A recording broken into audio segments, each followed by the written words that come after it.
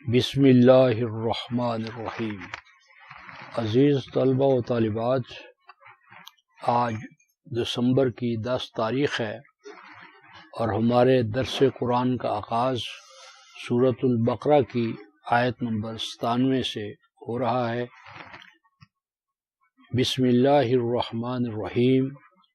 قل من کان عدوا لجبریل فإنه نزله على قلبك بإذن الله مصدقا لما بين يديه وهدى وبشرى للمؤمنين من كان عدوا لله وملائكته ورسله وجبريل وميقال فإن الله عدو للكافرين وَلَقَدْ أَنزَلْنَا إِلَيْكَ آيَاتٍ بَيِّنَاتٍ وَمَا يَكْفُرُ بِهَا إِلَّا الْفَاسِقُونَ۔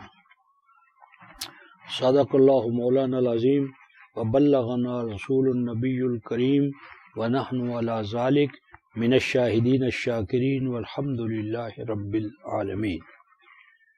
رفقائے محترم، یہ پیچھے ذکر ہوا ہے کہ جب ان سے کہا جاتا ہے کہ اللہ تعالیٰ کے اس نازل کردہ کلام پر ایمان لاؤ، تو وہ کہتے ہیں کہ جو کچھ ہمارے پاس ہے اس پر تو ہم ایمان رکھتے ہیں، اور جو ہمارے پاس نہیں ہے یا ہم سے علیحدہ ہے کوئی نزول کی کتاب، اس کا ہم انکار کرتے ہیں۔ یہ الفاظ آئے تھے وَإِذَا قِيلَ لَهُمْ آمِنُوا بِمَا أَنزَلَ اللَّهُ قَالُوا نُؤْمِنُ بِمَا أُنزِلَ عَلَيْنَا وَيَكْفُرُونَ بِمَا وَرَاءَهُ وَهُوَ الْحَقُّ مُصَدِّقًا لِمَا مَعَهُمْ، کہ جب ان سے کہا جاتا ہے کہ ایمان لاؤ اس کتاب پر جو اللہ پاک نے نازل کی ہے، تو کہتے ہم ایمان رکھتے ہیں اس چیز پر جو ہماری طرف نازل کیا گیا ہے، اور وہ انکار کر دیتے ہیں ہر اس چیز کا جو ان کی طرف نازل نہیں ہوئی۔ تو اب چونکہ وہ قرآن کے منکر تھے، قرآن کا انکار کرتے تھے، تو انکار کا جذبہ محرکہ کیا تھا؟ کیوں انکار کرتے تھے؟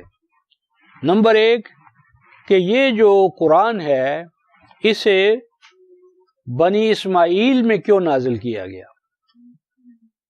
یہ ہمارے خاندان میں، ہماری قوم میں، ہمارے قبیلے میں یہ رہنا چاہیے تھا۔ ہمارے قبیلے سے یہ شرف کیوں چھین لیا گیا؟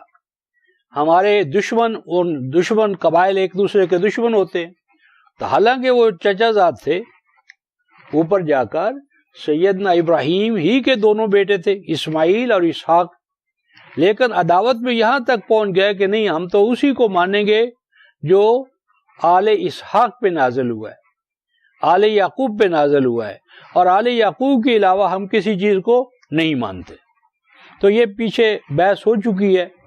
تو اب اللہ تعالیٰ ارشاد فرماتے ہیں کہ دیکھو یہ عداوت میں کہاں تک بڑھ گئے ہیں، یہاں تک کہتے ہیں کہ فرمایا قل من کان عدوا لجبریل فإنه نزله على قلبك بإذن اللہ۔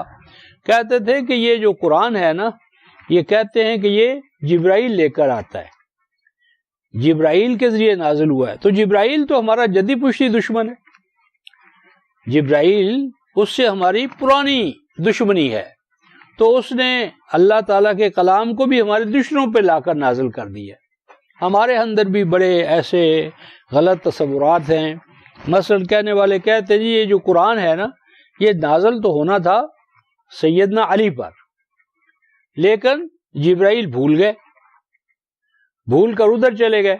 تو جب ادھر چلے گئے محمد رسول اللہ کی، تو اللہ نے کہا چلو یار کوئی بات نہیں ہے، دونوں چچا زاد بھائی ہیں، یہ صحیح ہے وہ صحیح، ایک ہی بات ہے۔ لیکن دشمنی میں، عداوت میں جو یہود تھے وہ آگے نکل گئے۔ تو فرمایا کہ وہ کہتے ہیں جو کوئی دشمن ہو جبریل کا تو ہوا کرے فَإِنَّهُ نَزَّلَهُ عَلَى قَلْبِكَ، بلا شبہ اسی جبریلی قوت نے، جو ایک ایجنسی ہے، جو ایک واسطہ ہے، ذریعہ ہے اللہ تعالیٰ کے کلام کو رسولوں تک پہنچانے کا، تو بلا شبہ اسی جبریلی قوت نے، جبریل نے نازل کیا ہے اس قرآن کو علی قلبک، آپ کے قلب پر، ذہن پر، دل پر، دماغ پر۔ یہاں بڑا ایک اہم مسئلہ حل ہو گیا یہ جو ہمارے ہاں تصور ہے کہ جبریل آتے تھے تو آپ کانوں سے سنتے تھے، کان لگا لیتے تھے، یہ غلط تصور ہے۔ قرآن قلب پر نازل ہوا ہے، کانوں پہ نازل نہیں ہوا۔ کانوں پہ جو چیز نازل ہوتی ہے اس کو سورہ شعراء میں شیاطین کا وہ سارا کیا دھرا کہا ہے۔ علامن ہم تمہیں بتائیں کہ یہ شیاطین کس پر نازل ہوتے ہیں، تو تتنزل علی کل افاق نسیم، یہ یلقون السمع واکثرہم کاذبون، یہ سورہ شعراء میں یہ الفاظ آئے ہیں۔ فرمایا وتنزلت به الشیاطین وما ينبغي لهم وما يستطيعون انہم عن السمع لمعزولون، اور آگے فرمایا ہم بتائیں کہ کس پر نازل ہوتے ہیں، تو یہ نازل ہوتے ہیں هل انبئکم علی من تنزل الشیاطین تنزل علی کل افاق نسیم یلقون السمع واکثرہم کاذبون، یہ سورہ شعراء اس کی آخری جو آیات ہے نا 221، 22 اور 23۔ تو جس تعلق جو شیاطین ہے ان کا تعلق ہے کانوں کے ساتھ، اور کلام الہی کا تعلق ہے قلب کے ساتھ، ذہن کے ساتھ، حافظے کے ساتھ، یعنی ہمارا جو مائنڈ ہے۔ تو فرمایا اس نے اس قرآن کو نازل کیا آپ کے مائنڈ پر، اور یہ کس طرح نازل کیا ہے؟ بِإِذْنِ اللہ، اللہ تعالیٰ کی اجازت سے، اللہ تعالیٰ کے حکم سے، یعنی نازل کرنے والا اللہ ہے۔ جبرائیل تو ایک ذریعہ ہے، ذریعے سے تم لڑتے ہو، اور اصل جو اللہ ہے اس سے کیوں نہیں بات کرتے؟ یہ کیوں نہیں کہتے کہ اللہ نے غلط فیصلہ کیا؟ تو غلطی تو اللہ کی ہے، اور سر لگاتے ہو تم جبرائیل کے۔ فَإِنَّهُ نَزَّلَهُ عَلَىٰ قَلْبِكَ بِإِذْنِ اللَّهِ۔ نمبر 2، مصدقا لما بین یدیہ، کہ اگر یہ جبرائیل قرآن لایا ہے تو اس لانے کا مقصد کیا ہے؟ سچ کر دکھانے والا ہے ان پیشین گوئیوں کو جو پہلے سے تمہارے ہاں موجود ہے، تمہاری کتاب میں ہے۔ تو اگر یہ قرآن نازل نہ ہوتا تو تمہاری اپنی کتاب کی جو اتھینٹسٹی ہے وہ مجروح ہوتی۔ تمہاری کتاب میں کہا گیا کہ بنو اسماعیل میں، تمہارے چچیرے بھائیوں میں اللہ ایسا رسول بھیجے گا، یہ اس کے اوصاف ہوں گے۔ تو اگر وہ رسول نہ آتا تو تمہاری کتاب کی جو اپنی اتھینٹسٹی ہے وہ مجروح ہو جاتی۔ تو یہ تو اللہ کا احسان ہے، اللہ نے عظیم احسان کیا کہ جو پیشین گوئیاں تمہارے ہاں چلی آ رہی تھی ان کو سچا کر دکھا رہا ہے یہ اللہ تعالیٰ کا آخری کلام۔ وَهُدًى وَبُشْرَى لِلْمُؤْمِنِينَ۔ اب رہا اس کے کنٹینٹس کہ اس میں ہے کیا جس سے تم عداوت کر رہے ہو۔ تو نمبر 1 یہ گائیڈنس ہے، رہنمائی ہے۔ اگر یہ کوئی ضلال ہوتا، غلط بات ہوتی تو تم اس کے دشمن ہوتے۔ یہ تو خالصتاً ہدایت ہے، رہنمائی ہے، اللہ کا فضل ہے، اس کا نور ہے۔ اور نمبر 2 وَبُشْرَى لِلْمُؤْمِنِينَ، جو امن میں آنا چاہتے ہیں، فساد سے بچنا چاہتے ہیں، دنیا کے اندر جو ہر طرف شر ہے، فساد ہے، ظہر الفساد فی البر والبحر، اس سے نجات دینے کے لیے یہ قرآن آیا ہے۔ تو کنٹینٹس اس کے ہدایت و بشارت پر مبنی ہیں، اللہ کے اذن سے نازل ہوا ہے، اور تمہاری کتابیں جو ہیں ان کو سچا کر دکھا رہا ہے۔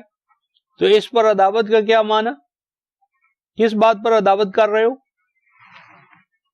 پھر فرمایا من کانا عدوا للہ، جو کوئی عداوت رکھے اللہ سے، اس کی کائناتی قوتوں سے، اس کے رسولوں سے، اور اس کے رسولوں اور ملائکہ کا چونکہ ذکر تھا تو ان کی 2 نمائندہ انٹیٹیز کا ذکر کیا، جبریل و میکالا۔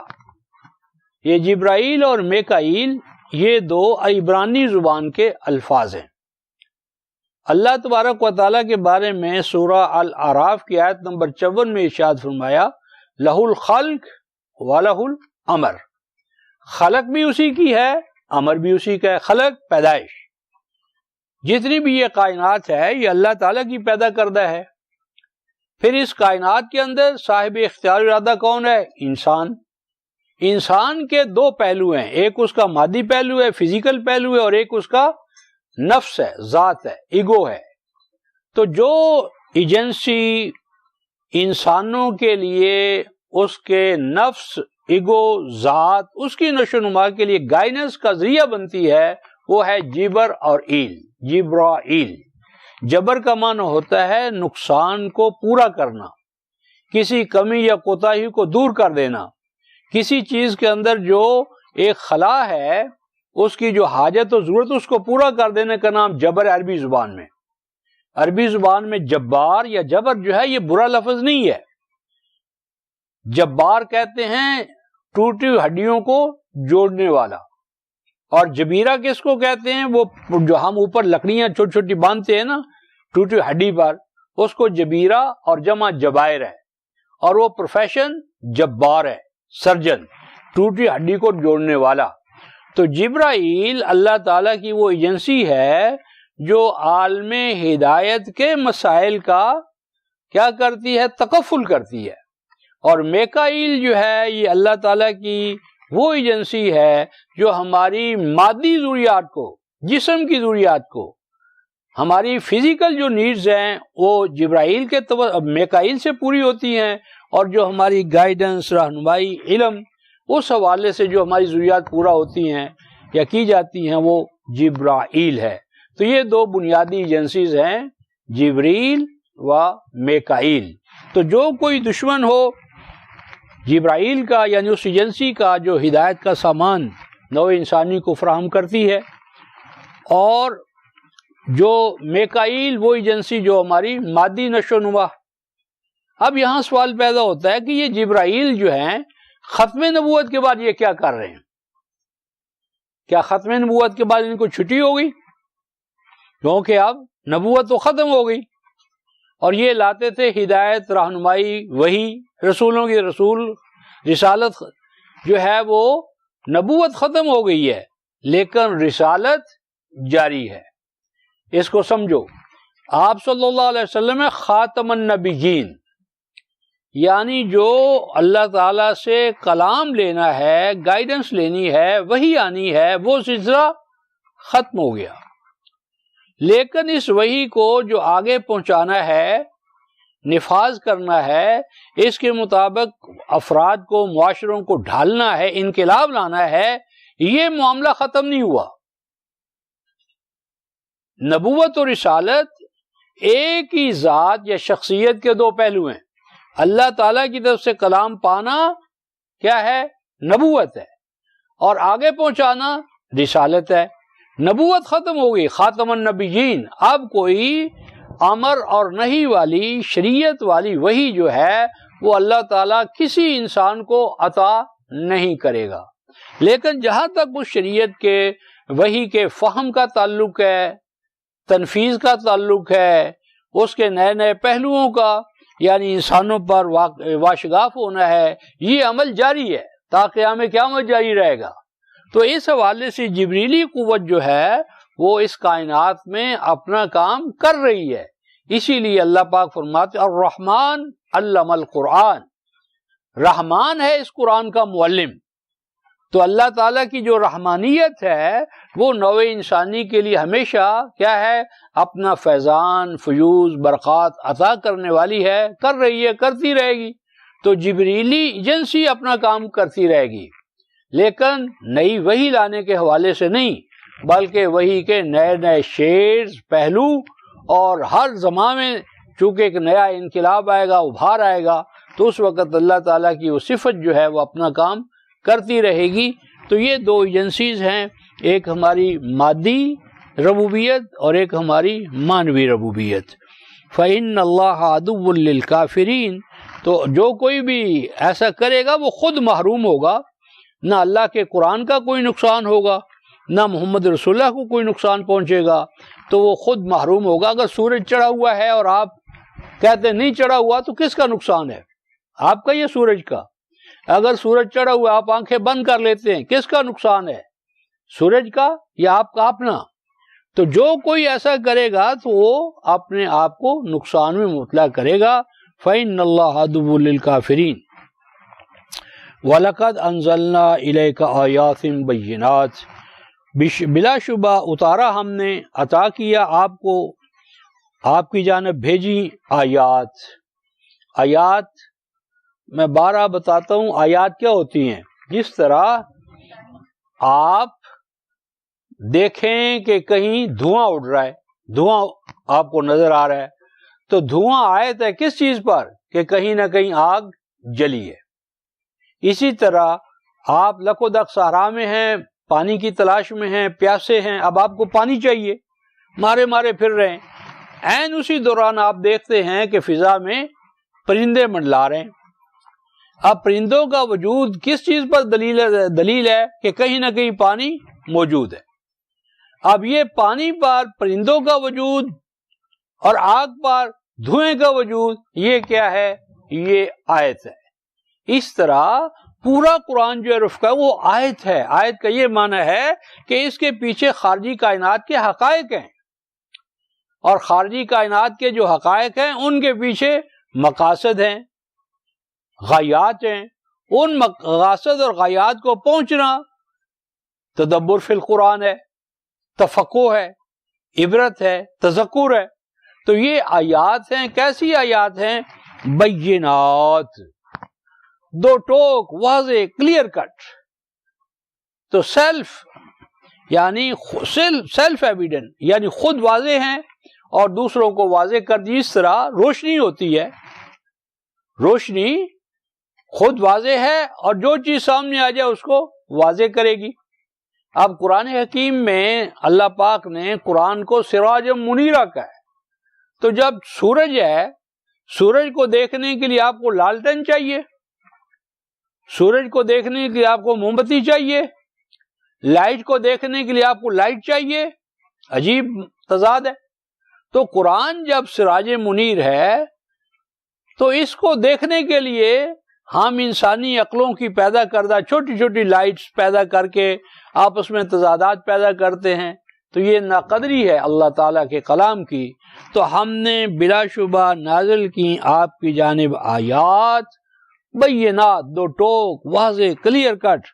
وما یکفر بہا الا الفاسقون، اور ان کی ناقدری، کفر چھپانا، کفر انکار کرنا، ناقدری کرنا، انکار کرنا یا چھپانا، تو ان آیات کی ناقدری کرے گا، چھپائے گا، انکار کرے گا کون؟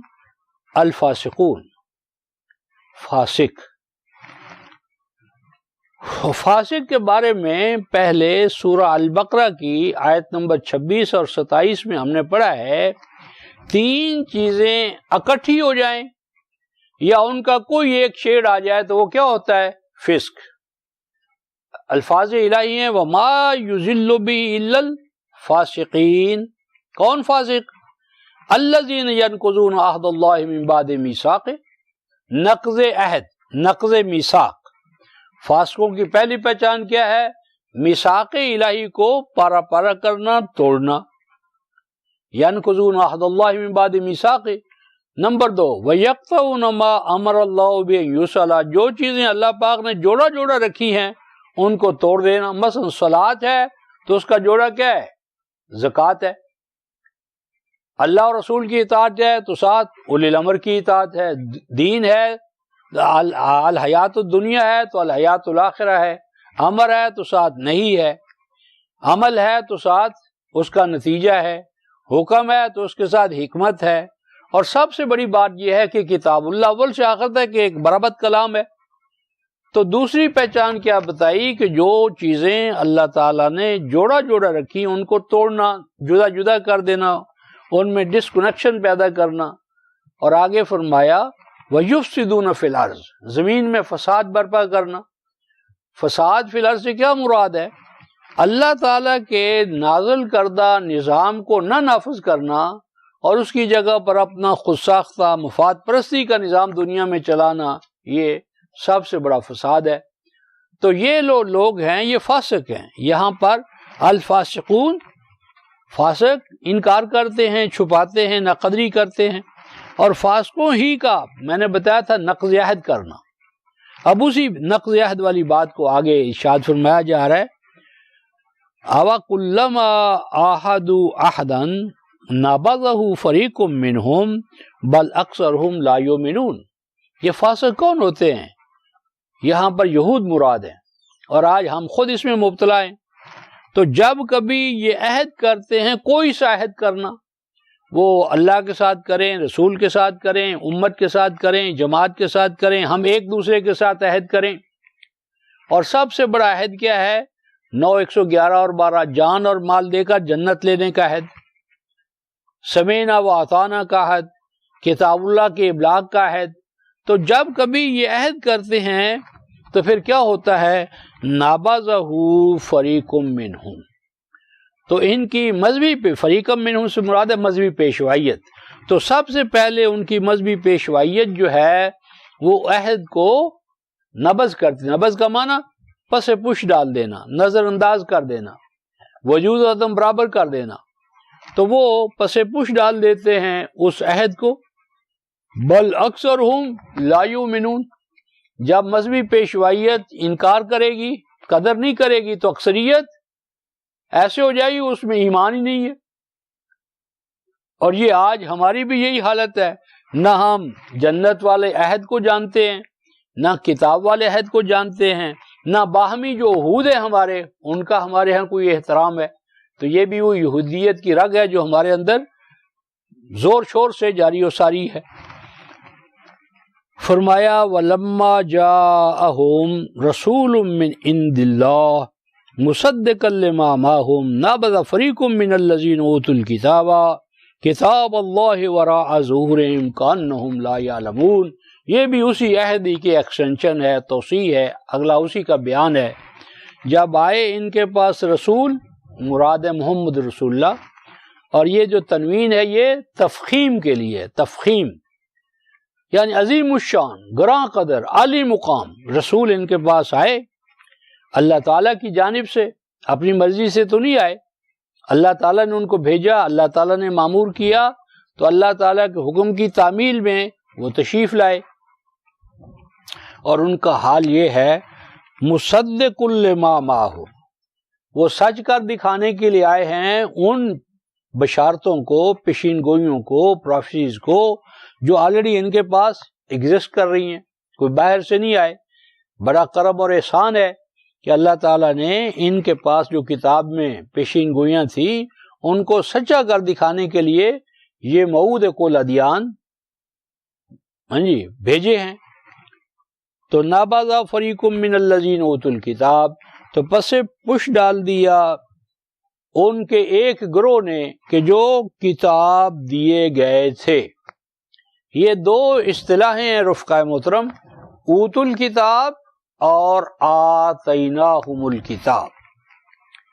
ایک ہوتے ہیں اوت الکتاب جن کو کسی نہ کسی طرح بائی پیسج آف ٹائم وراثت کے طور پر باپ دادا سے کتاب مل گئی، یہ ہم ہیں اوت الکتاب. اوت الکتاب عام امت ہے جنہیں قرآن امیون کہتا ہے. اور ایک ہوتے ہیں آتیناہم الکتاب. آتیناہم الکتاب وہ گروہ ہے جو کتاب کو ویسے لیتا ہے جیسے لینے کا حق ہے، اس کو امام مانتا ہے، اس کو ہادی مانتا ہے، اس کی اتباع کو واجب قرار دیتا ہے اپنے لیے، اس کی دعوت کو، تبلیغ کو، تنفیذ کو اپنا ایمان بناتا ہے. تو اوت الکتاب یعنی جو کتاب کسی نہ کسی طرح ان کے ہاتھ آ گئی ہے باپ دادا سے اور بس. اور آتیناہم الکتاب جو صحیح معنی میں کتاب کو لیتے ہیں جس طرح کہ اللہ تعالیٰ نے لینے کا انہیں پابند ٹھہرایا ہے. تو جو لوگ کتاب دیے گئے ہیں ان کا ایک گروہ جو ہے اس عہد و پیمان کو جو کتاب کے حوالے سے ہے اس کو کیا کرتا ہے؟ پامال کرتا ہے، چھوڑ دیتا ہے، بھلا دیتا ہے. او ہو کیا کتاب نبذ کرتا ہے؟ کتاب اللہ تعالیٰ کی طرف سے آنے والی کتاب کو کیا کرتا ہے؟ وراء ظہورہم، ڈال دیتا ہے اس کو اپنی پشتوں کے پیچھے. اس کے دو معنی ہیں. ایک معنی تو یہ ہے جو فزیکل ہے، پس پش ڈال دینا، اور ایک اس کا گہرا معنی ہے اس سے زیادہ عمیق. وہ کیا ہے کہ وہ کہتے ہیں کہ اس کتاب کو سمجھنا ظہور، اسلاف، پہلے لوگ وہ زیادہ متقی تھے، پرہیزگار تھے، مطہر تھے. اس کتاب کو ہم کہاں سمجھ سکتے ہیں؟ اس کو سمجھنے 14 علوم چاہیے، اس کو سمجھ بہت بڑا تقوی چاہیے، اس کو سمجھنے کے لیے طہارت چاہیے. ہم گنہگار آدمی، ہم کہاں قرآن سمجھ سکتے ہیں؟ نہیں سمجھ سکتے. تو کیا کرنا ہے؟ بس تلاوت کرو، اللہ اللہ خیر صلی اللہ. تو ورا ظہورہم، پس پوش ڈالنا. اور دوسرا معنی اس کتاب کو یہ سمجھنا کہ وہ تو میاں ہماری سمجھ سے بالا ہے. ہمارا کام کہاں ہے کہ ہم کتاب کو سمجھ سکیں؟ اور پھر کیا ہوگا؟ کأنہم لا یعلمون، بس وہ تلاوت کر چھوڑتے ہیں اور اس کے علم سے کلی طور پر محروم ہے. علم نہیں ہے، علم نہیں ہوگا تو عمل بھی نہیں ہوگا. اس ضمن میں ہم ایک مقام دیکھتے ہیں، سورہ آل عمران آیت نمبر 184-85. یہ جو قومیں اس مقام پر پہنچتی ہیں تو کیا صورت حوال ہوتی ہے. قرآن نے اس کا نقشہ کھینچا ہے ہمارے ساتھ. ہمارے سامنے یہ الفاظ ہیں، ہم نے اہل کتاب سے یہ میثاق لیا تھا، اور وہ میثاق کیا تھا اس کا قرآن بیان کرتا ہے.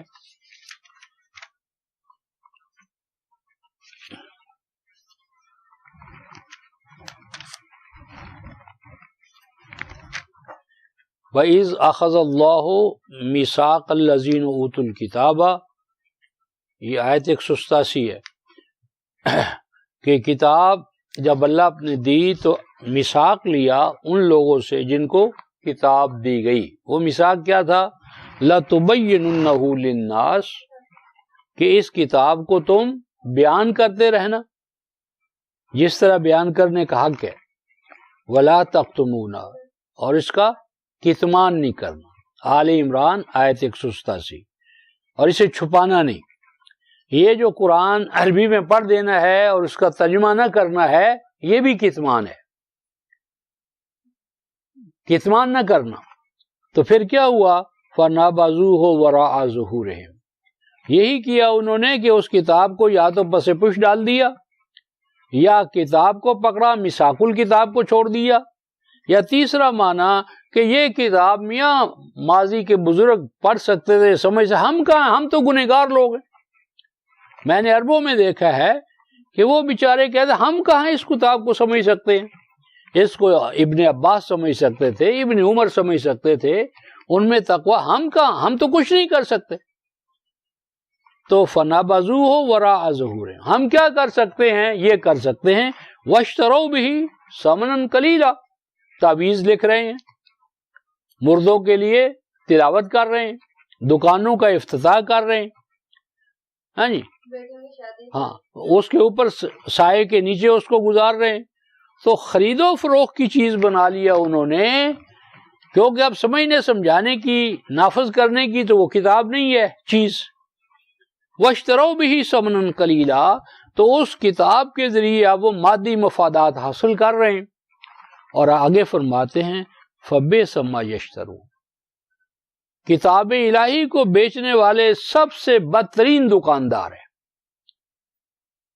بدترین دکاندار کون ہے؟ جو الکتاب کو بیچتا ہے، جو الکتاب کے مفہوم، معنی، مقصود، منتہا، غایت اس سے آگاہ نہیں کرتا اور مجرد تعویذ بناتا ہے، خشک تلاوت کرتا ہے، مردوں کو ثواب پہنچانے کے لیے منتھلی لگی ہوئی ہے، اور آ کر پارا ڈیڑھ پارا بیان کر پڑ جاتا ہے. دکانوں پر برکت ہوتی ہے، بڑی بڑی دکانوں پر الفجر کے وقت، یعنی نماز جو ہی شروع کرتے دکان کھولتے ہیں تو قاضی صاحب آ جاتے ہیں، وہ کہیں 4 رکوع، کہیں آدھا پارا، کہیں پارا، جتنا ان کو ملتا ہے وہ پڑھ جاتے ہیں. اور بعضوں نے قرآنی آیتیں لکھی ہوتی ہیں وہ کتبوں پر، اور وہ آ کر لٹکا جاتے ہیں، برکت ہوتی ہے.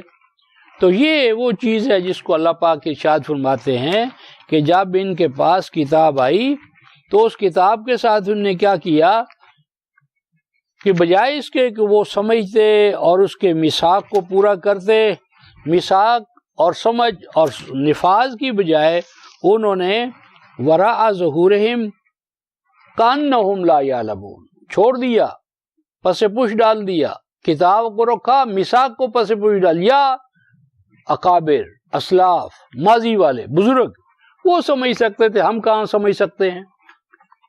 آگے ارشاد فرمایا وَاتَّبَعُوا مَا تَتْلُو الشَّيَاطِينُ عَلَى مُلْكِ سُلَيْمَانَ وَمَا كَفَرَ سُلَيْمَانُ وَلَكِنَّ الشَّيَاطِينَ كَفَرُوا يُعَلِّمُونَ النَّاسَ السِّحْرَ۔ فرمایا کتاب اللہ کو تو ڈال دیا، پس پشت بھلا دیا، غلاف میں بند کر دیا، جس طرح آج ہمارے ہاں کتاب اللہ غلاف میں بند ہے، اور کیا لے لیے کتاب؟ فضائل اعمال تبلیغیوں نے، اور آپ فضائل اعمال کی جگہ پر جو سبز پگڑیوں والوں نے فیضان سنت لے لیے، اسی طرح کے جھوٹے سچے قصے، وہ فضائل اعمال پڑھتے ہیں اور یہ فیضان سنت میں سے اسی طرح کی حکایتیں ہیں، بس راوی الگ الگ ہے۔ تو یہی حال یہود کا تھا، اللہ تعالیٰ کی کتاب کو تو پس پش ڈال دیا، وَاتَّبَعُوا اور پیچھے پیچھے چلنے لگے، کاروبار شروع کر دیا، اتباع کرنے لگے ما ان روایات کی، قصوں کی، کہانیوں کی، نقوش کی، تتلو الشیاطین جو مذہبی پیشوا، سرکش، نافرمان وہ پڑھا کرتے تھے، لکھا کرتے تھے، کاروبار کیا کرتے تھے، علی ملک سلیمان، اس دعوے کے ساتھ کہ یہ چیزیں سلیمان کے دور میں، سلیمان کی نبوت میں نازل ہوئی تھی۔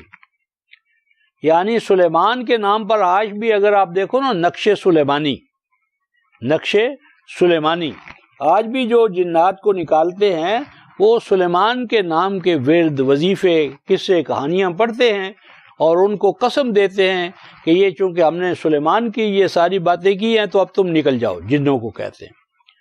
تو اللہ تعالیٰ فرماتے ہیں کہ ان ہٹ دھرموں کا حال یہ ہے کہ اللہ کی کتاب کو تو پس پوش ڈال دیا ہے، اور سلیمان کے نام پر جھوٹے سچے قصے کہانیاں رائج کر دیے ہیں، اور ان کی تلاوت کرتے ہیں، درس دیتے ہیں، ان کی تبلیغ کرتے ہیں، ان کا پرچار کرتے ہیں۔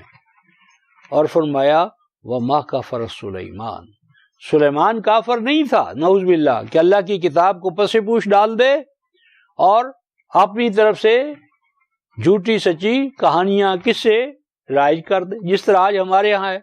یعنی سیاستہ ہے یا کتب احادیث ہیں، ان میں سے کوئی کتاب بھی نہ رسول اللہ کی لکھی ہوئی ہے، نہ لکھوائی ہوئی ہے، نہ صحابہ کے دور کی ہے، نہ خلافت راشدہ کی ہے۔ اگر قرآن کے ساتھ ان روایات کی ضرورت ہوتی فہم دین کے لیے تو اللہ کا رسول خود دے کر جاتا ہمیں، جو اللہ کے رسول کو نعوذ باللہ خیال نہیں آیا تو ابو بکر کر لیتے، عمر کر لیتے، عثمان کر لیتے، سیدنا علی کر لیتے۔ بلکہ ہم دیکھتے ہیں کہ خود کتب روایات میں یہ بات موجود ہے، لا تکتبوا عنی سوى القرآن، کہ میرے ہاں سے تم نے صرف قرآن لکھنا ہے، قرآن کے علاوہ کچھ نہیں لکھنا۔ اور اگر کسی نے قرآن کے علاوہ کچھ لکھی ہوئی ہے تو کیا کرنا چاہیے؟ فَلْيُمْحِ، اسے چاہیے کہ وہ محو کر دے، مٹا دے۔ لا تکتبوا عنی سوى القرآن۔ اور پھر یہ بھی ہمیں ملتا ہے کہ سیدنا ابوبکر کے پاس 500 حدیثیں تھیں، تو ایک دن سیدہ عائشہ نے دیکھا بار بار ابو کروٹ بدل رہے ہیں، تو 3-4 دن کے بعد پوچھا تو انہوں نے کہا وہ جو صندوقچی ہے یا تھیلا سا وہ لے آؤ، گٹری لے آؤ۔ پھر اس کو کہا اس کو جلا دو۔ پھر آپ نے کہا کہ اس میں کیا تھا؟ سیدہ عائشہ نے پوچھا تو فرمایا کہ یہ کچھ حدیثیں تھیں جو میں لکھتا تھا، اور جس دن میں نہیں آتا تھا تو میرا دوست جو انصاری تھا، میرا بھائی، وہ لکھتا تھا۔ اب مجھے نہیں پتا کہ میں نے صحیح معنی میں وہ لکھا بھی ہے یا نہیں، سمجھا ہے صحیح یا نہیں، حالانکہ کوئی درمیان میں راوی نہیں ہے، براہ راست ابوبکر صدیق سننے والے ہیں، خود انہوں نے لکھا ہے۔ اور پھر فرمایا کہ اگلی بات یہ ہے کہ میں نے رسول اللہ سے اجازت نہیں لی کہ یہ میں آگے پہنچاؤں یا نہ پہنچاؤں۔ تو جتنا بڑا رسول اللہ کے ساتھ گہرا تعلق رکھتا تھا اتنا ہی وہ زیادہ محتاط تھا۔ اور ابوبکر صدیق کے برعکس جو ہر لمحے آپ کے ساتھی ہیں، اب ابو ہریرہ ہیں، تو یہ کب مسلمان ہوئے ہیں؟ یہ ہوئے ہیں آپ کے فتح خیبر کے بعد۔ فتح خیبر جو ہے وہ 6 یا 7 میں ہے۔ 6 یا 7 ہجری میں ابو ہریرہ مسلمان ہوئے، اور 10 میں آپ صلی اللہ علیہ وسلم کا انتقال ہو گیا. تو جو 3 سال آپ کے پاس اس کی احادیث کے ڈھیروں ڈھیر ہے، اور جو دن رات آپ کے ساتھ رہا ہے اس کی ہے ہی نہیں، اور تھی بھی تو انہوں نے جلا دی. یہی بات سیدنا عمر نے 6 ماہ تک احادیث لکھواتے رہے. مختلف لوگوں نے آ کر حکم دیا جس جس کے پاس کوئی رسول کا قول ہے لکھوا دے. 6 ماہ تک وہ سارا ریکارڈ لکھا گیا. آخر کار ایک دن کہنے لگے سب جلا دو. بڑے صحابہ پریشان ہوئے کہ بھئی لکھوایا اور آپ جلا دے. فرمایا اس لیے میں جلوا رہا ہوں کہ میں نہیں چاہتا کہ لوگ اس کو زیادہ اہمیت دینے لگے کتاب اللہ سے، اور میں سبب بنوں لوگوں کو کتاب اللہ سے دور کرنے کا. اللہ کی کتاب موجود ہے، اس پہ عمل کرو اور کراؤ، یہ درمیان میں چیزیں لانے کی کوئی ضرورت نہیں ہے. تو یہاں پر یہ یہود کی اندر بیماری تھی کہ اللہ کی کتاب کو چھوڑا اور اللہ کے رسولوں کے نام پر جمع شدہ روایات کو، تالمود کو دین بنا لیا. تو اللہ کی کتاب کو پس پش ڈالا اور اتباع کرنے لگے ان روایات کے جو سیدنا سلیمان کی نبوت، ان کی حکومت یا ان کے حکم ملک و اقتدار کے درمیان انہوں نے کہا یہ چیزیں لکھی گئی ہیں، ان کی انہوں نے اتباع شروع کر دی. فرمایا ما کفر سلیمان کافر نہیں ہو سکتا کہ وہ اللہ کے دین کو، کتاب کو، وحی کو پس پوچھ ڈال کر اپنے نام سے روایات اور قصے لکھوائے. وَلَٰكِنَّ الشَّيَاطِينَ كَفَرُوا، یہ مذہبی پیشوا ہیں شیطان جنہوں نے یہ کافرانہ کام کیا ہے. یہ کافرانہ کام شیاطین نے کیا ہے، انبیاء نے نہیں کیا، سیدنا سلیمان نے نہیں کیا. کیا ہے؟ يُعَلِّمُونَ النَّاسَ السِّحْرَ، اور یہ شیاطین ہیں جو تعلیم دیتے ہیں کس چیز کی؟ جھوٹ کی. سحر کا معنی جھوٹ موٹ کی چیزیں، جھوٹی منسوب چیزیں، ان کی جو تعلیم دیتے ہیں وہ شیاطین ہیں، نہ کہ سلیمان. نمبر 2، یہود میں یہ تصور تھا جب یہ بابل میں بخت نصر نے ان کو گرفتار کر لیا، بابل لے آیا، تو بابل میں پہلے ہی یہ جو سحر ہے، کہانت ہے، ٹوٹکے ٹونے ہیں، جادو وادو ہے، اس کا کاروبار ہو رہا تھا. تو انہوں نے بھی وہی کاروبار سیکھ لیا اور پھر کہانی یہ بنا دی کہ یہ جو ٹوٹکے ٹونے، جادو، سحر وغیرہ ہے، نقوش ہیں، یہ تو ہم نے بابل میں 2 فرشتے تھے، ہاروت اور ماروت، ان کے ہاں سے ہم نے یہ سیکھا ہے، تو یہ بھی اللہ تعالیٰ کی طرف سے نازل ہوا ہے. یہ ایک اور کہانی گھڑی گئی ہے. تو قرآن یہ کہتا ہے وَمَا، اور اسی طرح وہ یہود کہتے ہیں، وہ اتباع کرتے ہیں ان چیزوں کی جو کہتے ہیں کہ انزل علی الملکین، کہ جو الملکین یعنی ان کے خیال میں وہ فرشتے تھے. ان کے خیال میں الف لام اضافت کا حذف ہے، یعنی ان کے خیال میں وہ ملکین تھے لیکن کوئی ملکین نہیں تھے. یہ جو ہاروت اور ماروت ہے، یہ علامہ ثناء اللہ امرتسری نے اپنی تفسیر ثنائی میں لکھا ہے، اور جو پہلی تفسیر ان کا حوالہ دیا پہلی تفسیروں کا، کہ یہ ہاروت اور ماروت شیاطین سے بدل ہیں. ماقبل جو شیاطین ہیں جو تعلیم دیا کرتے تھے شیطانی تعلیم، تو یہ ہاروت اور ماروت ان سے بدل ہیں. وہ یہ ایسا کرتے تھے. ملکین اللہ کی طرف سے نازل ہونے والے نہیں تھے. اللہ تعالیٰ کو اس چیز کی کیا ضرورت ہے کہ وہ اللہ ایک طرف وہی نازل کرے، دوسری طرف جادو نازل کرے، اسے کفر بھی کہے. تو فرمایا وَمَا يُعَلِّمَانِ مِنْ أَحَدٍ، اور یہ کمبخت اتنے مقدس اپنے آپ کو سمجھتے تھے کہ جب یہ جھوٹی چیزیں سناتے تھے، سکھاتے تھے، کوئی سیکھنے آتا تھا تو کہتے تھے بھئی ہم تو فتنہ ہیں، تم ہم سے کیوں یہ چیزیں سیکھتے ہو، یہ تو بڑی بری چیز ہے. یہ آج بھی جھوٹے پیر کیا کرتے ہیں، اپنا اعتبار قائم کرنے کے لیے کہیں اوہ یار ہم تو بڑے پھنسے ہوئے ہیں، تم کیوں آ کر یہ چیزیں سیکھتے ہو، بچو اس سے. لیکن پہلے ان کو اتنا ان کے دماغ میں وہ چیزیں بٹھا چکے ہوتے ہیں، وہ کہتے ہیں صاحب کوئی بات نہیں ہے، اگر آپ جیسا نیک اور مقدس آدمی جہنم میں جائے گا تو ہم بھی چلے جائیں گے۔ تو کیا کہتے ہیں وہ کیا کہتے ہیں، نہیں تعلیم دیتے وہ کسی کو، مگر کہتے ہیں ہم فتنہ ہیں، ہماری وجہ سے تم کہیں غلط راستے پر نہ چل جاؤ۔ پس سیکھتے ہیں ان دونوں سے، ان دونوں ذریعوں سے، ہاروت و شیاطین سے، ما یفرقون بہ بین المرء وزوجہ، ایسی چیزیں بدبخت سیکھتے ہیں جس سے عائلی زندگی کو تباہ کرتے ہیں، میاں بیوی میں غلط فہمیاں پیدا کرتے ہیں۔ یعنی میاں بیوی کے اندر غلط فہمی پیدا کا معنی کیا ہوا؟ تمدن کو، تہذیب کو، خاندانی زندگی جہاں ختم ہو جائے گی تو معاشرہ تباہ ہو جائے گا۔ تو تمدنی زندگی کو تباہ کرنے کے لیے وہ ٹوٹکے اور ٹونے سکھاتے تھے، اور یہ اس کو بڑی عمدگی سے اس کا کاروبار کرتے تھے۔ وَمَا هُمْ بِضَارِّينَ بِهِ مِنْ أَحَدٍ إِلَّا بِإِذْنِ اللَّهِ، یاد رکھو ان ٹوٹکوں ٹونوں جادو وادو سے کوئی چیز کسی کو نقصان نہیں پہنچتا۔ ہاں کسی وقت کوئی ایک ان کا تیر تکا لگ گیا تو وہ ہو، یعنی ایک تعویذ ان کا چلا گیا، ٹھیک ہو گیا، وہ تو ذکر کرتے ہیں، اور جو ہزارہ ناکام ہوئے، نامراد ہوئے، ان کا ذکر نہیں کریں گے۔ اتفاقاً کوئی چیز ہو جائے تو وہ اور بات ہے، لیکن ان کے ٹوٹکے ٹونے میں کوئی چیز ایسی نہیں ہے کہ جو انسانوں کے لیے نقصان کا باعث بنے یا وہ نفع کا باعث بن سکے۔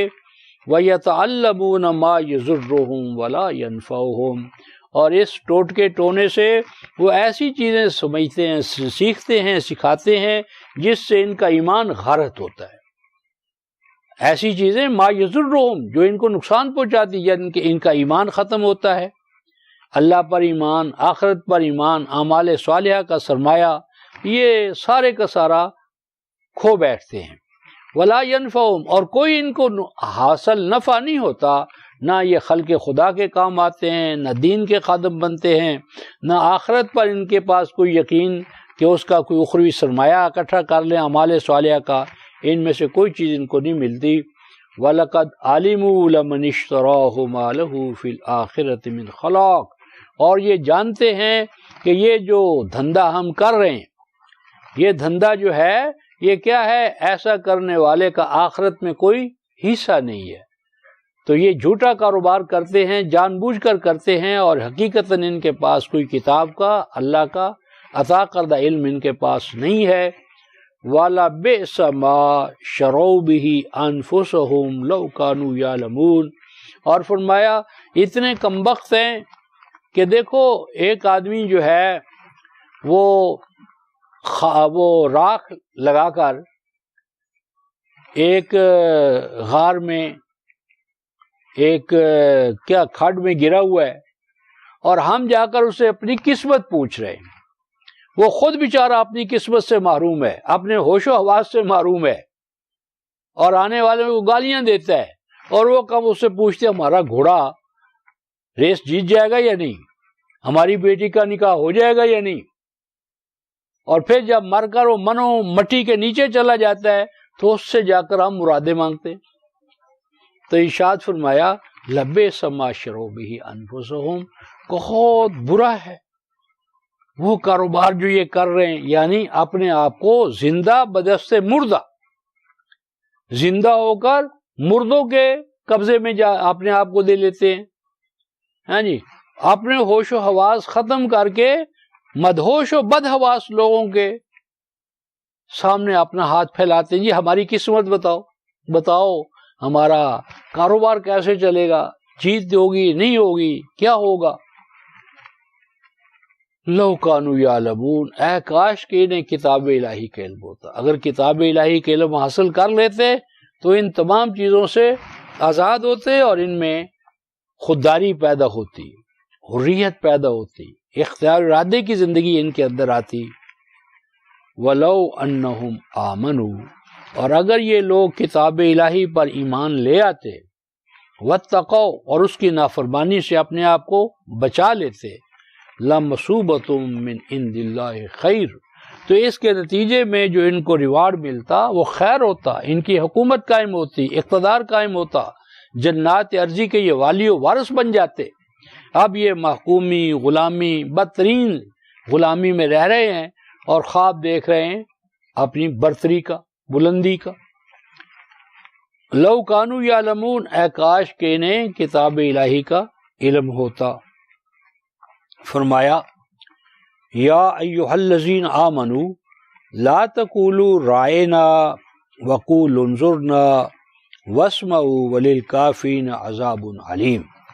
اب یہاں ان کے جو غلط کام ہیں ان سے بچنے کے لیے اور بچانے کے لیے اللہ پاک اہل ایمان کو یہ پہلا خطاب ہے جو سورہ البقرہ میں آ رہا ہے، پہلا خطاب ہے۔ پہلے خطاب میں فرمایا اے ایمان والو لا تقولوا رائنا، آپ نے نبی کو رائنا نہ کہو۔ رائنا کے دو معنی ہیں، ایک تو یہی ہے کہ ہماری رعایت کیجئے، ہمارا خیال کیجئے، ہماری نگہداشت کیجئے، اور اگر اس کو ذرا تھوڑا سا کھینچ دیں رائنا، رائنا، تو اس کا کیا معنی ہے؟ اے ہمارے چرواہے، اے ہمارے اجڈ اور اناڑی۔ تو یہود جب آپ صلی اللہ علیہ وسلم کی مجالس میں آتے تھے اور کوئی چیز پوچھنا چاہتے تھے کہ ذرا دہرا دیجئے، ذرا دہرا دیجئے، تو بجائے اس کے کہ وہ کہیں کررنا، ہمارا خیال کریں ذرا، مثلا خطیب جو ہے وہ تیز چل رہا ہے تو یا شاگرد ہے بیٹھے ہیں، استاد تیز پڑھا رہا ہے تو وہ کہیں ذرا رک رک کر، ٹھہر ٹھہر کر، ہماری رعایت کریں، ہمارا خیال رکھیں، تو وہ بولتے تھے رائنا۔ تو اس کے ایک معنی تو یہی ہے ہماری رعایت کیجئے، اور دوسرا اس کا معنی ہے تھوڑا سا کھینچ دیں تو کیا ہو جائے گا؟ اے ہمارے چرواہے۔ تو جب وہ آپس میں ملتے تھے تو کہتے تھے ہم نے تو رائنا کہا تھا یار، وہ سمجھ ہی نہیں سکے، اور جب آپ نے پکڑا تو انہوں نے کہا نہیں جی ہم نے تو رائنا کہا تھا، ہمارا خیال کیجئے۔ اور دوسری ایک اور بات بھی یہ ہے، رائنا کے اندر یہ بھی ہے کہ آپ ہماری حفاظت کریں۔ تو اگر رائنا اس معنی میں بولیں ہماری نگہداشت کریں، حفاظت، تو رسول تو ہماری نگہداشت اور حفاظت تو اللہ کے قانون کے تحت ہونی ہے۔ تو یہ ایسا کلمہ بولتے تھے کہ جس سے مسلمانوں کے اندر شرک پیدا ہو، شرک کا دروازہ کھلے، یا ان کو کمزور، نادان، غیر مہذب ثابت کریں کہ یار ان کو تعلیم اور تربیت اور تہذیب تو ہے نہیں، ان کو جیسے چاہو کرو۔ تو فرمایا کہ تم رائنا نہ کہو، کہنا یہود کے کہنے کی وجہ سے، بلکہ کیا کہو؟ قولوا انظرنا، ہم پر نگاہ کرم کیجئے، ہمارا نظر، ہمارے اوپر ذرا نظر کیجئے، نظر کرم کیجئے رسول کو۔ اور آگے قرآن کہتا ہے کیوں یہ بھی تمہیں نہیں کہنا چاہیے؟ واسمعوا، توجہ سے پہلے کیوں نہیں سنتے؟ یعنی توجہ سے سنو، انہماک سے سنو، کلی طور پر اس پر لگ جاؤ، یہ کہنے کی ضرورت ہی نہ پڑے انظرنا۔ یعنی تم اتنے ایکٹیو ہو، اتنی توجہ سے بات کو سنو کہ تمہیں تکرار کرنے کی ضرورت ہی نہ پڑے، تکرار کی ریکویسٹ ہی نہ کرنے پڑے۔ تو آپ تو صلی اللہ علیہ وسلم بار بار ایک کلمے کو، ایک بات کو 3 دفعہ دہراتے تھے تاکہ ہر آدمی جو ہے وہ آپ کی بات کو سمجھ جائے۔ اور فرمایا وَلِلْكَافِرِينَ عَذَابٌ عَلِيمٌ، اور جو ان آداب کا خیال نہیں رکھے گا، ناقدری کرے گا، تو وہ ناقدرہ آخر کار کیا ہوگا؟ تکلیف دہ صورتحال میں مبتلا ہو جائے گا۔ ایک بات۔ نمبر دو، ایمان والوں کو ایک اور بات بتائی گئی، ما یود الذین کفروا من اہل الکتاب ولا المشرکین ان ینزل علیکم من خیر من ربکم واللہ یختص برحمتہ من یشاء واللہ ذو الفضل العظیم۔ فرمایا کہ یہ جو کفر کرنے والے ہیں، انکار کرنے والے ہیں، ناقدری کرنے والے ہیں، خواہ وہ اہل کتاب میں سے ہوں یا مشرکین، مشرکین سے مراد مشرکین مکہ ہیں، بنو اسماعیل ہیں، تو یہ بنو اسماعیل کے کافر ہوں یا یہود و نصارہ کے کافر ہوں، اے ایمان والو وہ پسند نہیں کرتے، ما یود، کبھی نہیں وہ چاہیں گے، کیا نہیں چاہیں گے؟ ان ينزل علیکم من خیر من ربکم، کہ یہ جو وحی ہے، وحی کے جو علوم ہیں، اللہ تعالیٰ کا جو علم ہے، وہ جو تمہارے اوپر نازل ہو رہا ہے، وہ ان کی دلی خواہش ہے کہ مسلمان اللہ تعالیٰ کی کتاب کے علم سے بہرور نہ ہوں، وہ تمہیں اللہ تعالیٰ کے کلام کی برکات سے، فیوز سے محروم کرنا چاہتے ہیں۔ وہ حسد ہے ان کے اندر کہ جس طرح ہم قرآن پر ایمان نہیں رکھتے، نہیں لائے، تو اسی طرح اہل ایمان کو بھی، بنو اسماعیل کو بھی، امیین کو بھی کسی نہ کسی طرح محروم کریں۔ یہ قرآن پر ایمان رکھ کر بھی کتاب اللہ کے فیوز و برکات سے محروم رہیں۔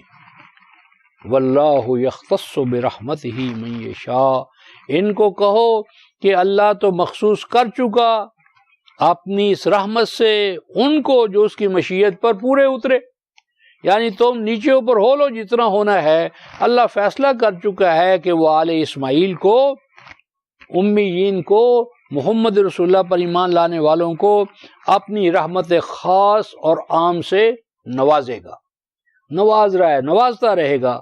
واللہ ذو الفضل العظیم، اور اللہ تعالیٰ کے اس فضل سے تم بنو اسماعیل کو محروم نہیں کر سکتے۔ تو یہ اللہ تعالیٰ نے آل اسماعیل پر ان کو آگاہ کیا کہ دیکھو تم پرائے شگون پر اپنی ناک نہ کٹوا لینا، دیکھو اللہ تمہیں اپنی رحمت سے مخصوص کرنا چاہتا ہے، اپنی رحمت سے نوازنا چاہتا ہے، تو ایسا نہ ہو کہ یہود و نصارہ کی سازش میں آ کر تم اللہ کی کتاب کی رحمتوں سے، نوازشوں سے، فیوز و برکات سے محروم ہو جاؤ۔ اب جس طرح یہ ان کا اعتراض تھا کہ یہ تو جبریل لایا ہے اور جبریل ہمارا دشمن ہے، اسی طرح ایک اور شوشہ بھی وہ چھوڑتے تھے۔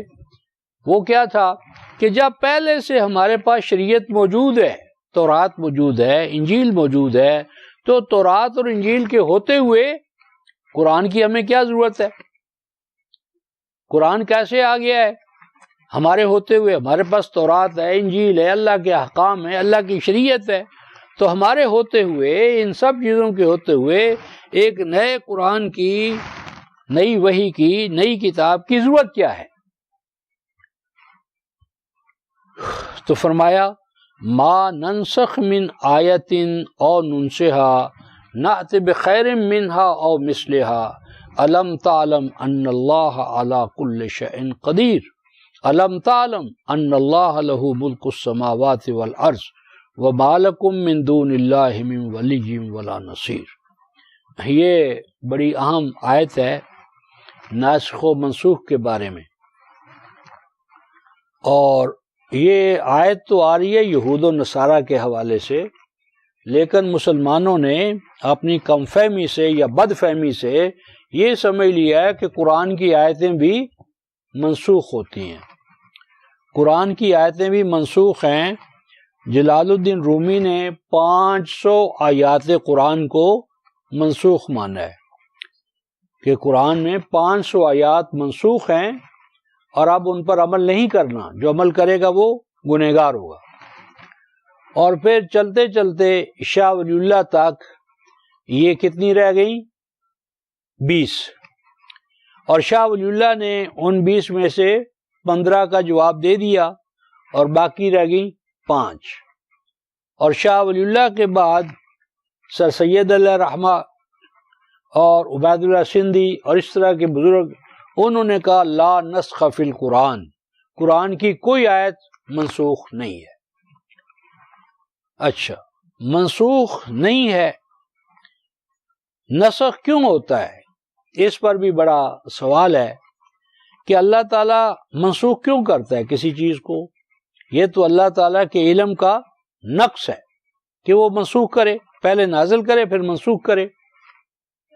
اس کو یوں سمجھو کہ اب مثلا چھوٹا بچہ ہے محتشم، اب اس کے لیے جو آپ قمیض اور پاجامہ بنائیں گے وہ ایج وائز بنے گا نا، تو وہ 1 فٹ کا ہوگا۔ جیسے جیسے اس کی ایج بڑھتی چلی جائے گی، وہ بچپن والی چھوٹی قمیض جو ہے اس کی جگہ پر بڑی آتی جائے گی، پھر بڑی آ جاتی، پھر وہ میچور ہو جائے گا، پورا قد ہو جائے گا، تو پھر اس کا ایک ایسا لباس آ جائے گا جو عرصہ دراز تک چلے گا۔ اب یہ جو پہلے ہم نے لباس چھوٹا رکھا پھر بڑا کرتے گئے، تو کیا یہ بنانے والے کا نقص ہے یا حالات و ضروریات کو پورا کرنے کا تقاضا ہے؟ یا مثلا یوں سمجھو کہ آپ ڈاکٹر کے پاس گئے، طبیب کے پاس گئے، طبیب نے آپ کو نزلہ و زکام کی دوائی دے دی، نزلہ و زکام ختم ہو گیا، کوئی اور مرض تھا اس کا علاج کر دیا، کوئی اور کر دیا، تو یہ جو دوا کی تبدیلی ہے یہ طبیب کے لیے نقص نہیں ہے، بلکہ یہ حالات کا تقاضا ہے، حالات کے تحت ہے۔ تو اسی طرح جیسے جیسے انسان بلوغت کی طرف آیا تو نئے نئے احکام دیے گئے جو ان کی بلوغت کے تقاضوں کے حوالے سے ضروری تھے۔ تو جو نسخ ہے وہ اللہ تعالیٰ کے علم اور قدرت کے نقص کی وجہ سے نہیں ہوتا، بلکہ وہ ہوتا ہے بندوں کی ضروریات کے حوالے سے، ان کی عقلی ضرورت، دماغی ضرورت، جسمانی ضرورت، نفسی تقاضے، تو ان میں جیسے جیسے ارتقاء ہوتا ہے نئے نئے حالات کے تحت نئے نئے احکام صادر ہوتے چلے جاتے ہیں۔ تو یہ نقص جو ہے وہ نہیں ہے، بلکہ یہ ضرورت کو پورا کرنے کے حوالے سے نئے نئے احکام ملتے۔ لیکن یہاں تو وہ بھی نہیں ہے، یہاں ایک ہے یہ جملہ جو ہے یہ شرط و جزا کا ہے، شرط و جزا کا ہے۔ ما ننسخ من آیا، اگر ہم نسخ کریں کسی آیت کو، یعنی ریپیل کر دیں، ہٹا دیں، محو کر دیں، اور ننسہا یا اسے بھلا دیں، نات بخیر منہا، تو ہم اس سے بہتر حکم لائیں گے یا اس جیسا جو وقت کے حالات کی ضرورت کو پورا کرے گا۔ الم تعلم، کیا تم نہیں جانتے، ان اللہ علی کل شیء قدیر، کہ اللہ تبارک و تعالی ہر طرح کے حالات پر اور حالات کا جواب دینے پر، ان کی اصلاح کرنے پر قادر ہے۔ اور کیا تو نہیں جانتا، دوبارہ تاکید، کہ ان اللہ لہ ملک السماوات والارض، کہ زمین و آسمان کا جو اقتدار ہے، بادشاہت ہے، شہنشاہیت ہے، وہ صرف اللہ تبارک و تعالیٰ کے لیے ہے۔ اور وہ یہ کام کیوں کرتا ہے کہ ما لکم من دون اللہ من ولی ولا نصیر، اللہ تعالیٰ کے علاوہ تمہارا کوئی کارساز نہیں ہے، مشکل کشا نہیں ہے، حاجت روا نہیں ہے، مددگار نہیں ہے۔ تو مراد یہاں پر یہ ہے کہ حالات کے نئے نئے تقاضوں کے تحت اللہ تعالیٰ کوئی حکم نازل کرتا ہے تو وہ اس کی قدرت کاملہ اور علم تام کا نتیجہ ہوتا ہے، نہ کہ نقص کا۔ اگر ایسا ہو تو یہ آیت جو ہے یہ سابقہ شرائع کے بارے میں ہے، نہ کہ قرآن حکیم کے بارے میں۔ قرآن حکیم کی کوئی آیت نہ منسوخ ہے اور نہ محوی ہے، اور نہ ایک کی جگہ پر دوسرا جو ہے وہ ریپلیس کرتا ہے۔ ہاں، حالات کے تحت احکام ہیں، مثلا اگر تمہارے پاس پانی ہے تو کیا کرو، وضو کرو، اور اگر پانی نہیں ہے تو کیا کرو، تیمم کرو۔ اب پانی کی جگہ پر تیمم لایا گیا ہے تو یہ اس کے مثل ہے، لیکن اس وقت جب پانی نہ ہو، پانی ہو جائے گا تو تیمم کا حکم نہیں رہے گا، پانی پر ہم چلیں گے۔ تو اسی طرح ریپلیسمنٹ جو ہوتی ہے وہ حالات اور احوال کے تبدل سے ہوتی ہے۔ جب حالات دوسرے ہوتے ہیں تو دوسرا حکم آ جاتا ہے۔ اگلی آیت پڑھ کر ختم کرتے ہیں۔ ام تريدون ان تسألوا رسولكم كما سئل موسى من قبل ومن يتبدل الكفر بالایمان فقد ضل سواء السبیل۔ فرمایا کہ اے اہل ایمان، تم نئے نئے سوالات نہ کرو، جس طرح قوم موسیٰ نے کیا تھا کہ جی اس کا رنگ کیا ہے، اس کی ماہیت کیا ہے، یہ کیا کرتی ہے، کیا گائے کے بارے میں طرح طرح۔ اگر مجرد وہ گائے کو لیتے اور ذبح کر دیتے تو تکلفات میں پڑنے کی ضرورت نہیں تھی۔ فرمایا کیا تم چاہتے ہو کہ نئے نئے سوالات، لایانی سوالات اپنے رسول سے کرو، جس طرح کہ موسیٰ علیہ السلام سے ان کی قوم نے طرح طرح کے سوالات کیے۔ اس سے کیا ہوتا ہے، جب حالات تبدیل ہو جاتے ہیں تو قومیں نفس کلام کو، اللہ کے کلام کو، دین کو چھوڑ دیتی ہے۔ تو دین پہ عمل کرو بہت سادہ حالت میں، اور پیچیدگیاں مت طلب کرو۔ اب جس طرح ہمارے ہاں قیام ہے صلات میں، تو اب قیام یہاں ہاتھ رکھے جائیں، یہاں رکھے جائیں، چھوڑ دیا جائے ہاتھوں کو، اللہ تعالیٰ نے مطلق رکھا ہے تو مقید نہ کرو۔ جو اپنے حالات ہے، حالات کے تحت جو بھی رویہ اختیار کرو گے ہاتھوں کے رکھنے کا، وہ دین ہے، اس میں کوئی لڑنے جھگڑنے کی بات نہیں ہے۔ تو سادہ رکھو اپنے آپ کو، اور خام خواہ نئے نئے سوالات پیدا کر کے الجھنیں پیدا نہ کرو، اور تقیدات اور تکلفات اپنے لیے مت خریدو۔ وَمَن يَتَبَدَّلِ الْكُفْرَ بِالْإِيمَانِ، جو سادہ دین کو طرح طرح کے سوالات کر کے مشکل بنائے گا تو آخر کار وہ امت میں کفر کے رواج کا باعث بنے گا، نہ کہ ایمان کے رواج کا۔ فَقَدْ ضَلَّ سَوَاءَ السَّبِيلِ، اور وہ ایسا راستہ جس میں توازن ہے، اعتدال ہے، اس سے محروم ہو جائے گا۔ وَدَّ كَثِيرٌ مِّنْ أَهْلِ الْكِتَابِ لَوْ يُرُدُّونَكُم مِّن بَعْدِ إِيمَانِكُمْ كُفَّارًا حَسَدًا مِّنْ عِندِ أَنفُسِهِم مِّن بَعْدِ مَا تَبَيَّنَ لَهُمُ الْحَقُّ فَاعْفُوا وَاصْفَحُوا حَتَّى يَأْتِيَ اللَّهُ بِأَمْرِهِ إِنَّ اللَّهَ عَلَى كُلِّ شَيْءٍ قَدِيرٌ۔ فرمایا قطعاً نہیں چاہتے، بلکہ ودّ کثیرن دلی خواہش ہے اہل کتاب کی اکثریت کی، کیا ہے؟ لو یردونکم من بعد ایمانکم کفارا، اے کاش کے بنا دیں تمہیں، لوٹا دیں تمہیں ایمان لانے کے بعد کفر کی حالت میں۔ آج بھی یہ کام ہو رہا ہے، یہود و نصارہ خود تو ان کے چرچ بک رہے ہیں، ہاں جی، نوجوان دین سے غافل، عورتیں غافل، مجموعی طور پر ان کا پورا نظام ہی دین کے اینٹی ہے۔ لیکن ہمارے ہاں کیا کرتے ہیں؟ پادری بھیجتے ہیں، ہمارے ہاں چرچ بناتے ہیں، ہمارے دوران اپنے مذہب کی تبلیغ کرتے ہیں، خود تو مذہب کو وہاں سے نکال چکے ہیں، اور ہمارے اندر وہ پراپوگنڈا کر رہے ہیں۔ کیوں؟ اس لیے نہیں کہ ہمیں عیسائی بنانا چاہتے، مجرد یہ بات ہے کہ ہم اسلام پر نہ رہیں، قرآن پر نہ رہیں، اپنے دین پر نہ رہیں، کافر ہو جائیں، خواہ دہریے ہو جائیں، ملحد ہو جائیں، بے دین ہو جائیں، جو ہو جائیں، کوئی ان کو فرق نہیں پڑتا۔ کیوں ایسا کرنا چاہتے ہیں؟ حسدم من عند انفسہم، صرف اس بات پر انہیں ہے حسد کھائے جا رہا ہے کہ مسلمان ابھی تک کیوں اپنے رسول سے محبت رکھتا ہے، اپنے قرآن سے محبت رکھتا ہے، اپنے دین کے لیے قربانیاں دینے کا اس میں جذبہ ہے۔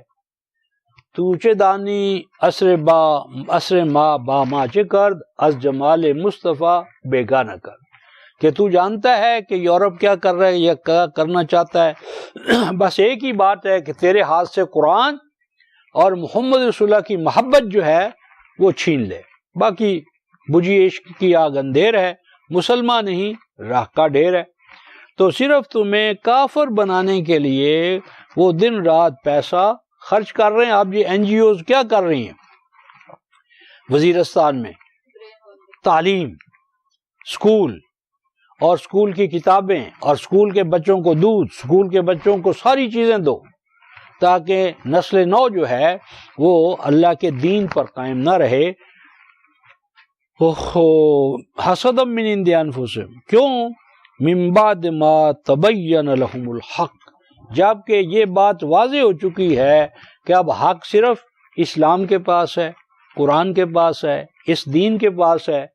تو چونکہ وہ اور تو کچھ کر نہیں سکے، تو اب کسی نہ کسی طرح تمہیں بے دین بنانے کے لیے وہ سارے کام کر رہے ہیں، مطلب محنت کر رہے ہیں، جدوجہد کر رہے ہیں، سرمایہ دے رہے ہیں۔ فاعفوا واصفحوا، تو تم ان کی باتوں میں نہ آؤ، ان کی سازشوں کو ناکارہ کرو، آگے بڑھو، اور ان کو وصفحوا، ان کی ان باتوں کو اپنے لیے درد سر نہ بناؤ، مشکل نہ ہو، ان کا نوٹس نہ لو، اپنے کام پہ کام دھرو، اپنے کام کیے جاؤ۔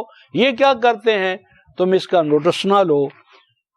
حتی یاتی اللہ بامرہ، اگر تم ایسا کرتے رہو گے تو وہ دور آ جائے گا کہ یہ خود تھک جائیں گے، ناکام و نامراد ہوں گے، مایوس ہو جائیں گے، اور پھر کہیں گے یار بہت محنت کی ہم نے، نتیجہ ہی کوئی نہیں نکلا۔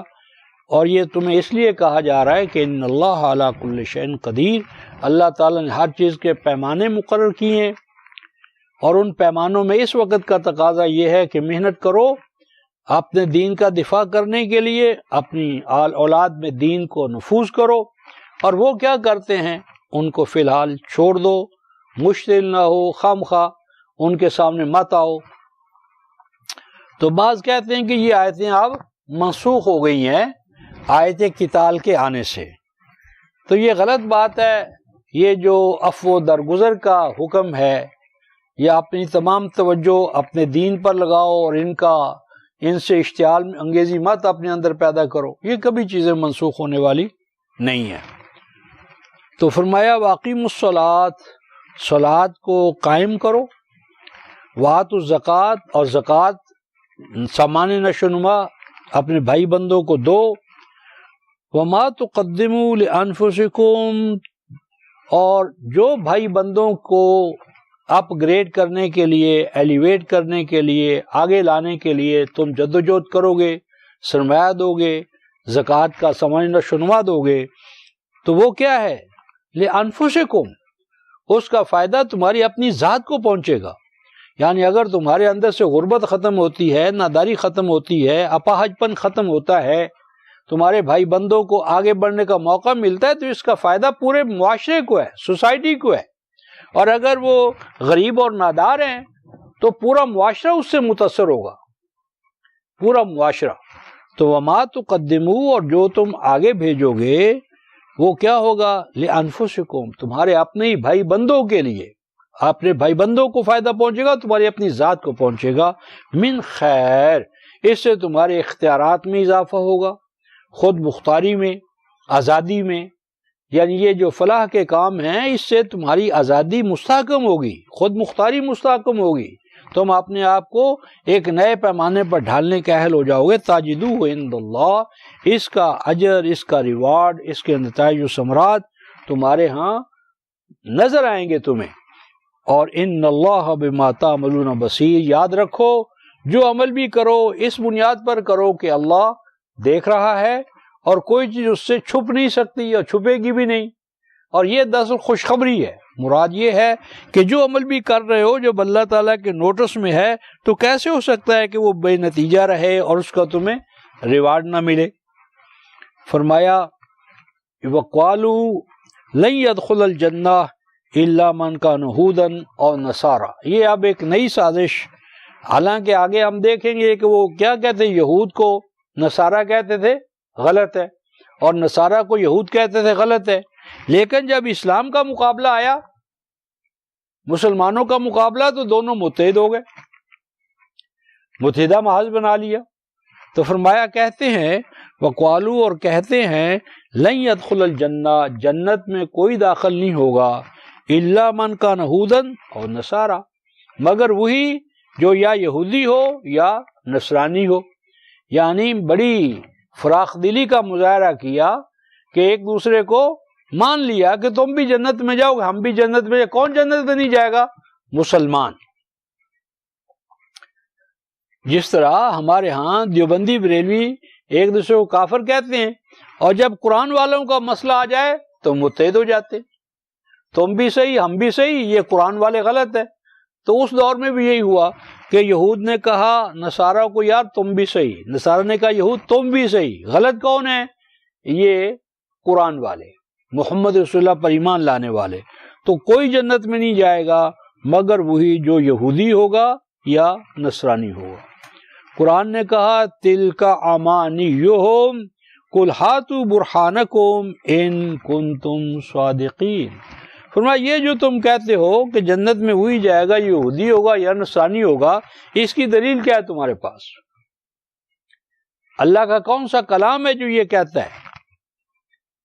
تو کیا ہے؟ تلک امانیہم، یہ ان کی وشفل تھنکنگ ہے، یہ ان کی خواہشات ہیں، ایسا نہیں ہوگا۔ آگے جواب دیا ہے تو قل ہاتوا برہانکم، ان سے کہو کہ دلیل پیش کرو، ان کنتم صادقین، اگر تم اپنے اس دعوے میں سچے ہو۔ دعویٰ دلیل کا محتاج ہے، دلیل لاؤ۔ اور آگے اللہ تعالیٰ فرماتے ہیں بلا من اسلم وجہہ للہ وہو محسن فلہ اجرہ عند ربہ ولا خوف علیہم ولا ہم یحزنون۔ فرمایا بات یہ ہے کہ جو کوئی بھی قربان کر دے، جھک جائے، جھکا دے اپنے آپ کو اللہ تعالیٰ کے سامنے، جو بھی اللہ تعالیٰ کے حکم کے سامنے، نظام کے سامنے، دین کے سامنے جھک جائے، خواہ وہ یہودی ہو، نصرانی ہو یا مسلمان ہو، مقصود اسلام ہے، یعنی surrendering, submission to the will of Allah. تو جو بھی اللہ تعالیٰ کے قانون، نظام، منشا، مرضی، مشیت اس کے سامنے جھک جائے گا، اسلامہ وجہہ جھکا دے گا، لگا دے گا، یعنی سبمیشن کرے گا، سبمٹ کرے گا اپنی ذات کو، وجہہ اپنی ذات کو، للہ اللہ تعالیٰ کے سامنے، وہو محسن، اور اس طرح کرے کہ احکام الہیہ میں صرف لفظ کی اتباع نہ کرے بلکہ مقصود ہو اپنی ذات میں حسن پیدا کرنا، اپنے معاشرے میں حسن پیدا کرنا، اپنے ماحول میں توازن و اعتدال پیدا کرنا۔ فَلَهُ أَجْرُهُ عِندَ رَبِّهِ، اس کا اجر، اس کی محنت، اس کی مزدوری اس کے رب کے ہاں محفوظ ہے۔ اور یہ جو اجر ہے، محنت ہے، مزدوری ہے، یہ تو آخرت میں فرمایا۔ حیات دنیا میں کیا ہوگا؟ وَلَا خَوْفٌ عَلَيْهِمْ وَلَا هُمْ يَحْزَنُونَ، تو ان کا ایک ایسا معاشرہ قائم ہوگا جو ہر طرح کے خوف سے اور ہر طرح کے حزن سے پاک ہوگا۔ خوف ہوتا ہے مستقبل کے حوالے سے، یعنی آپ کے پاس کوئی چیز ہے، آپ کو خطرہ ہے کہ چھن جائے گی، کوئی چھین لے گا، غصب کر لے گا، تو اس کو کہتے ہیں خوف۔ اور جو چیز آپ کو ماضی میں ملی نہیں، اس کے بارے میں حسرت، اے کاش مجھے مل جاتا، اے کاش مجھے مل جاتا، کاش میں ایسا کر لیتا، یہ حزن ہوتا ہے۔ تو مومن معاشرہ نہ خوف کی زد میں آتا ہے اور نہ حزن کی گرفت میں لیتا ہے۔ ہر خوف اور حزن سے اہل ایمان پاک ہوتے ہیں، کیوں کہ ہر قدم پر وہ احکام الہیہ کو اپنے سامنے رکھتے ہیں۔ تو یہاں ہم رکتے ہیں اور اگلی آیت سے کل ہم آگے بڑھیں گے۔ تو اس طرح ہم 97 آیت سے 112 پر رک رہے ہیں اور 113 آیت سے آگے چلیں گے۔ تو آخر دعوانا ان الحمدللہ رب العالمین۔